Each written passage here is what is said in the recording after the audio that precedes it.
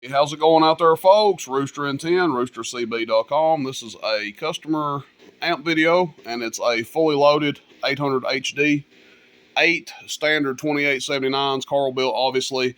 Preamp, sideband, all that good stuff. Again, you can put about 250 to 300 watts or so PEP to get max output.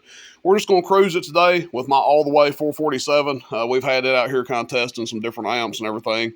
It does about 150 or so PEP and maybe 50 to 60 average, give or take. But everything works on this 8 pill. We've already kind of pre-tested it here. Preamp for your receive, and I know you guys can't hear that, but it brings in a little static on my 447 over here. Your sideband delay, of course, working the way it should. And then there it is without it. I've had some people ask in the past, like, hey, when I keep my radio up, it comes through the lights. It's just part of it. They just do that. Hello, audio. Sometimes it'll come through all of them, and sometimes it won't come through any of them. Matter of fact, with it turned off, hello, you see it still comes through the power light there. So completely normal to see that. Don't get worried about that if you guys end up seeing that. Real quick, just a clamp meter test. I'll show you guys. Hello, 93 amps on this one. So it's drawing a decent amount of current, but again, it can draw a lot more. We're really just cruising this thing. We're running it, I wouldn't say half maximum power, but about half the maximum drive going into it. But again, once you go so far, you start getting those diminishing returns, and it's not really worth it.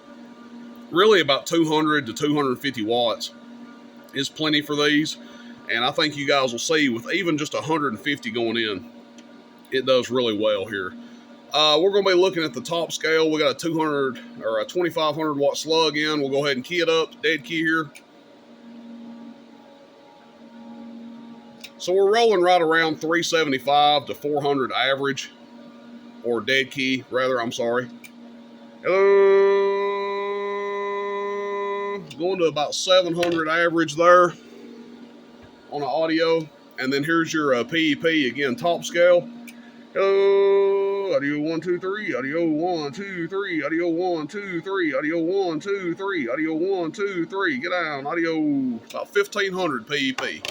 So it's pretty damn good, considering what we're putting into it. Now again, like I said, you put more into it, you're going to see a little bit more power out of it, all right? But you have to ask yourself, is it really worth it at the end of the day?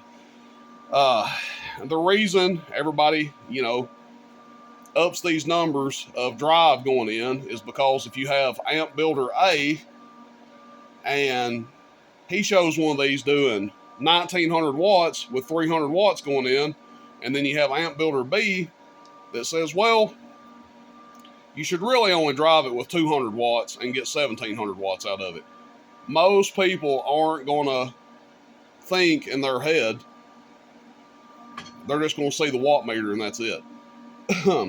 Realistically, to me, again, like I said, 200 to 250 watts PEP is plenty for one of these. You guys see what it's doing with 150 going in. You're already getting 1500 watts out of it.